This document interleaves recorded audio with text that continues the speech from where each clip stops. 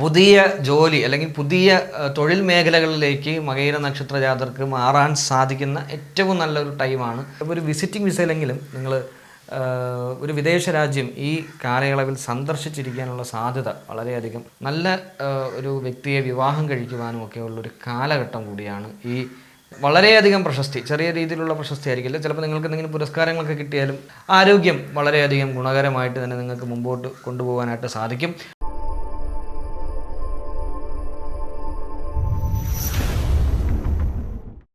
നമസ്കാരം. അസ്ട്രോളജിക്കൽ ലൈഫിൻ്റെ പുതിയ ഒരു അധ്യായത്തിലേക്ക് ഹാർദമായ സ്വാഗതം. ഞാൻ അമൽ സനാതനം. നമ്മൾ 27 നക്ഷത്ര ജാതരായിട്ടുള്ള വ്യക്തികളുടെ 2026 വിഷു വർഷക്കാലത്തെ ഫലങ്ങളെ അടിസ്ഥാനപ്പെടുത്തിയിട്ടുള്ള കാര്യങ്ങളാണ് പറഞ്ഞുകൊണ്ടിരുന്നത്. കഴിഞ്ഞ അധ്യായത്തിൽ നമ്മൾ പറഞ്ഞു നിർത്തിയത് രോഹിണി നക്ഷത്ര ജാതരായിട്ടുള്ള വ്യക്തികൾക്ക് ഈ വിഷു വർഷം എപ്രകാരമായിരിക്കും എന്നുള്ളതിനെ കുറിച്ചിട്ടാണ്. ഇന്നത്തെ അധ്യായത്തിൽ മകയിര നക്ഷത്ര ജാതരായിട്ടുള്ള വ്യക്തികൾക്ക് ഈ വിഷു വർഷക്കാലം എപ്രകാരമാണ് എന്നുള്ളതാണ് നമ്മൾ മനസ്സിലാക്കുവാനായിട്ട് പോകുന്നത്.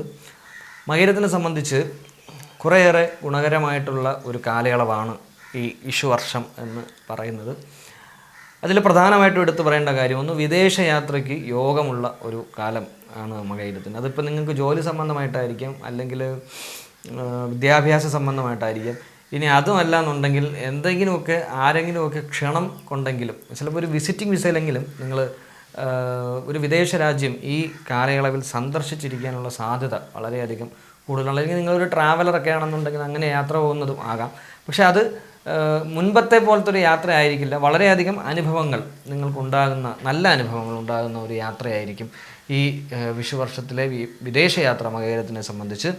അതുപോലെ ഏറെ നാളുകളായി വിവാഹം നടക്കാതിരിക്കുന്ന മകയിര നക്ഷത്ര ജാതരായിട്ടുള്ള പുരുഷന്മാരായിരുന്നാലും സ്ത്രീജനങ്ങളായിരുന്നാലും നിങ്ങൾക്ക് നല്ല വൈവാഹിക ബന്ധങ്ങൾ വരികയും നല്ല ഒരു വ്യക്തിയെ വിവാഹം കഴിക്കുവാനും ഒക്കെ ഉള്ളൊരു കാലഘട്ടം കൂടിയാണ് ഈ വിഷുവർഷം എന്ന് പറയുന്നത്. മകയിര നക്ഷത്ര ജാതരായിട്ടുള്ള കമിതാക്കൾ നിങ്ങളുടെ പ്രണയത്തിൽ ചെറിയ അസ്വാരസ്യങ്ങളൊക്കെ വരുവാനും ഈ ഒരു കാലയളവിൽ സാധ്യതയുണ്ട്. കലാകാരന്മാരായിട്ടുള്ള, പ്രത്യേകിച്ച് നൃത്തം, വാദ്യോപകരണങ്ങൾ, ഈ രണ്ട് കാര്യങ്ങളും ഉപയോഗിക്കുന്ന കലാകാരന്മാരായിട്ടുള്ള മകയിര നക്ഷത്ര ജാതർക്ക് വളരെയധികം പ്രശസ്തി, ചെറിയ രീതിയിലുള്ള പ്രശസ്തി ആയിരിക്കില്ല, ചിലപ്പോൾ നിങ്ങൾക്ക് എന്തെങ്കിലും പുരസ്കാരങ്ങളൊക്കെ കിട്ടിയാലും മതിയാകും. വളരെ നല്ല രീതിയിലുള്ളൊരു പ്രശസ്തി നിങ്ങൾക്ക് ഉണ്ടാക്കിയെടുക്കുവാനായിട്ട് സാധിക്കും. സമൂഹത്തിലെ അറിയപ്പെടുന്ന ഈ വ്യക്തികളുടെയൊക്കെ ആദരവ് ഏറ്റുവാങ്ങുവാൻ കൂടി നിങ്ങൾക്ക് ഈ ഒരു കാലയളവിൽ സാധിക്കുന്നതായിരിക്കും. അതുപോലെ മകയിര നക്ഷത്രത്തിന് എടുത്തു പറയേണ്ട ഒരു കാര്യം എന്ന് പറയുന്നത്, ആദ്യത്തെ ഒരു 6 മാസത്തിന് ശേഷം എപ്പോഴെങ്കിലും വാഹനാപകടങ്ങൾക്ക് സാധ്യതയുള്ള ഒരു കാലയളവ് കൂടിയാണ് ഈ വിഷു വർഷക്കാലം എന്ന് പറയുന്നത്. അത് വളരെയധികം ശ്രദ്ധിച്ചു വേണം നിങ്ങൾ മുമ്പോട്ട് പോകുവാനായിട്ട്. അതുപോലെ വിദ്യാഭ്യാസപരമായി മകയിര നക്ഷത്ര ജാതരായിട്ടുള്ളവരിൽ ഞാൻ നേരത്തെ വിദേശത്തിൻ്റെ കാര്യം പറഞ്ഞതുപോലെ, വിദ്യാർത്ഥികൾക്ക് വിദേശ പഠനത്തിന് തയ്യാറെടുക്കുന്ന വിദ്യാർത്ഥിനികളാണെങ്കിൽ ഈ ഒരു കാലയളവിൽ നിങ്ങൾക്ക് ഉറപ്പായിട്ടും പോകുവാനായിട്ട് സാധിക്കും. അതിപ്പോൾ എന്താ പറയുക, ഈ IELTS ഒക്കെ എഴുതിയിട്ട് കിട്ടാതെയൊക്കെ നിൽക്കുന്ന അങ്ങനെ ഒരു വിഷമമൊക്കെ ഉള്ളവർക്കാണെങ്കിൽ ഈ വർഷം തീർച്ചയായിട്ടും അതൊക്കെ മാറി നല്ല രീതിയിൽ നിങ്ങൾക്ക് ഉയർന്നു പോകുവാൻ സാധിക്കുന്നതായിരിക്കും. കുടുംബപരമായി പൊതുവേ സമാധാനപരമായ അന്തരീക്ഷമൊക്കെ മകയിര നക്ഷത്ര ജാതരായിട്ടുള്ളവരുടെ കുടുംബത്തിൽ നിലനിൽക്കുമെന്നുണ്ടെങ്കിലും ഭാര്യാഭർത്താക്കന്മാർക്കിടയിൽ ഏതെങ്കിലും തരത്തിലുള്ള, പ്രത്യേകിച്ചും സാമ്പത്തികപരമായിട്ടുള്ള കാര്യമായിട്ട് ബന്ധപ്പെട്ട് എന്തെങ്കിലുമൊക്കെ വാക്തർക്കങ്ങൾ ഉണ്ടാകുവാൻ സാധ്യതയുണ്ട്. അതൊക്കെ നിങ്ങളൊന്ന് സിംപ്ലി മനസ്സിലാക്കി അഡ്ജസ്റ്റ് ചെയ്തൊക്കെ പോയാൽ തീരുന്ന പ്രശ്നങ്ങളേ ഉള്ളൂ. വലിയൊരു ബുദ്ധിമുട്ടൊന്നും അല്ല അതൊന്നും. എന്നാലും ചെറിയ തോതിലുള്ള വാക്തർക്കങ്ങളൊക്കെ വരുവാൻ സാധ്യത വളരെയധികം കൂടുതലാണ്.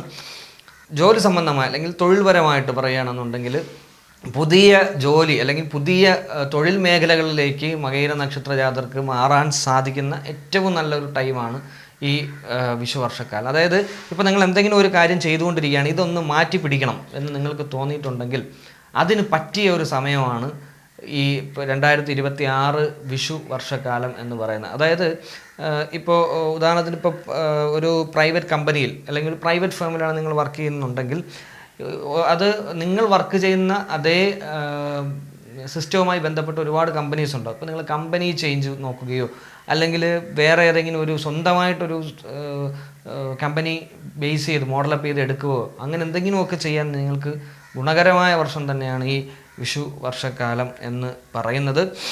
അതുപോലെ തന്നെ വിവാഹ സംബന്ധമായിട്ട് ഞാൻ ആദ്യമായിട്ട് പറഞ്ഞതാണ്, എത്ര നാളുകളായിട്ട്, വളരെ നാളുകളായിട്ട് വിവാഹം നോക്കിയിട്ട് നടക്കാത്തവരുടെയൊക്കെ വിവാഹം ഈ ഒരു കാലയളവിൽ ഭൂരിഭാഗം പേരുടെ നടക്കുന്നതായിരിക്കും. പ്രണയത്തിൽ അസ്വാരസ്യങ്ങൾ ഈ അസ്വാരസ്യങ്ങൾ നിങ്ങളുടെ കുടുംബങ്ങളിൽ കൂടി അത് ബാധിക്കാതിരിക്കാൻ വളരെയധികം ശ്രദ്ധിക്കണം. അങ്ങനെ ഒരു പ്രശ്നം കൂടി ഉണ്ട് മകയിരത്തിനെ സംബന്ധിച്ച്. ഈ കാലയളവിലെ പ്രണയ സംബന്ധമായിട്ടുള്ള കാര്യങ്ങൾക്ക് നിങ്ങളുടെ രണ്ടുപേരുടെയും കുടുംബങ്ങളെ അത് ബാധിക്കാതെ വളരെ ശ്രദ്ധിച്ച് വേണം മുമ്പോട്ട് പോകുവാനായിട്ട്. വ്യാവസായിക സംബന്ധമായി വ്യവസായത്തിന് ഗുണകരമായ കാലയളവാണ്. ഞാനിപ്പോൾ പറഞ്ഞതുപോലെ നിങ്ങൾക്ക് പുതുതായിട്ട് എന്തെങ്കിലും സ്റ്റാർട്ടപ്പ് ചെയ്യണമെന്നുണ്ടെങ്കിൽ വളരെ നല്ലൊരു സമയമാണ് ഈ വിഷു വർഷക്കാലം എന്ന് പറയുന്നത്. അതിന് ഏറ്റവും നല്ല സമയം എന്ന് പറയുന്നത് ഈ വിഷു വർഷം എന്ന് പറയുന്നത് മേടമാസം തൊട്ട് നിങ്ങൾ കൂട്ടിക്കഴിഞ്ഞാൽ മേടം, ഇടവം, മിഥുനം, കർക്കിടകം കഴിഞ്ഞ് ചിങ്ങം, കന്നി, തുല ഈ 3 മാസങ്ങളിൽ ഏത് സമയത്ത് നല്ല മുഹൂർത്തം നോക്കി നിങ്ങൾ തുടങ്ങിയാലും അതിന് നിങ്ങൾക്ക് ഉയർച്ച ഉണ്ടാകും, സംശയമില്ലാത്ത കാര്യമാണത്. ആരോഗ്യ സംബന്ധമായി വലിയ ബുദ്ധിമുട്ടുകൾ ഈ ഒരു വിഷു വർഷകാലത്തിൽ മകയിര നക്ഷത്രത്തിന് ആരോഗ്യ സംബന്ധമായിട്ട് നമുക്ക് കാണുവാനായിട്ട് സാധിക്കുന്നില്ല. ആരോഗ്യം വളരെയധികം ഗുണകരമായിട്ട് തന്നെ നിങ്ങൾക്ക് മുമ്പോട്ട് കൊണ്ടുപോകാനായിട്ട് സാധിക്കും.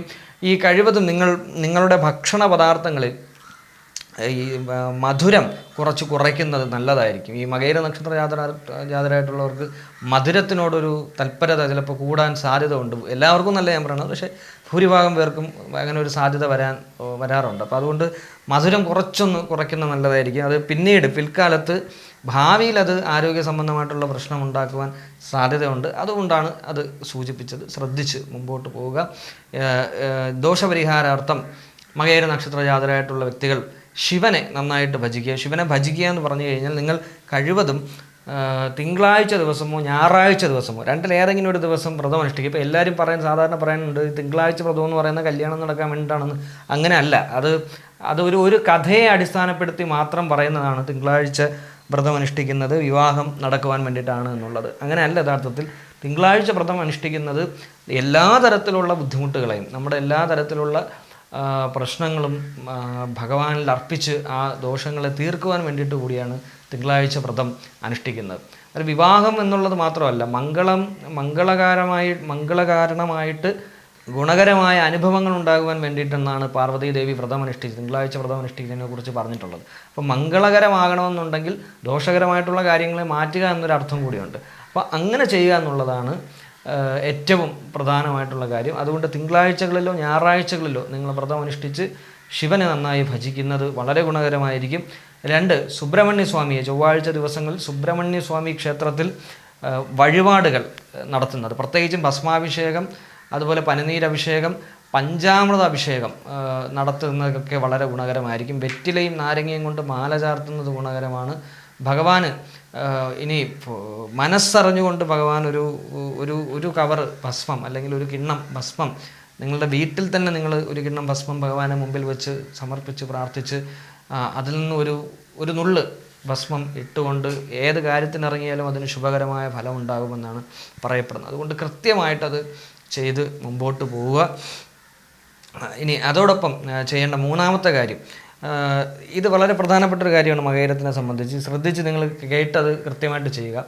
അതായത് നിങ്ങൾ ശ്രീകൃഷ്ണസ്വാമി ക്ഷേത്ര ദർശനം നടത്തുക. ഈ ദർശനം നടത്തുന്ന സമയത്ത് വ്യാഴാഴ്ച ദിവസം നടത്തിയാൽ അത്രയും നല്ലതാണ്. ദർശനം നടത്തുന്ന സമയത്ത് ഈ കൊടിമരത്തിൻ്റെ അവിടെ നിന്ന് മിനിമം ഒരു 3 മിനിറ്റെങ്കിലും ഓം നമോ ഭഗവതേ വാസുദേവായ എന്ന ഭഗവാന്റെ മൂലമന്ത്രം അത് കൊടിമരത്തിൻ്റെ അവിടെ നിന്നും തന്നെ നിങ്ങൾ ജപിക്കണം. കൊടിമരത്തിൻ്റെ അവിടെ നിന്ന് മുകളിലോട്ട് നോക്കി വേണം ജപിക്കാനായിട്ട്.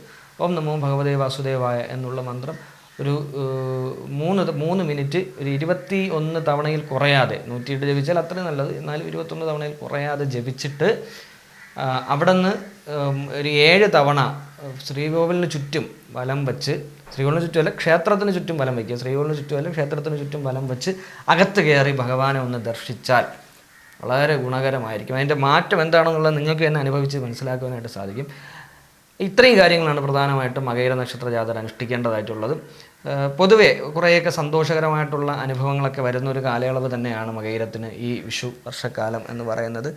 എല്ലാ മകയിരം നക്ഷത്രജാതരായിട്ടുള്ള വ്യക്തികൾക്കും സ്നേഹാഐശ്വര്യങ്ങളുടെ ഒരു നല്ല വിഷുക്കാലം ആശംസിച്ചുകൊണ്ട് അസ്ട്രോളജിക്കൽ ലൈഫിൻ്റെ ഈ അധ്യായം ഇവിടെ പൂർത്തിയാവുന്നു. എന്നെ ശ്രമിച്ച എല്ലാവർക്കും നന്ദി അറിയിച്ച് നിർത്തുന്നു. നമസ്കാരം.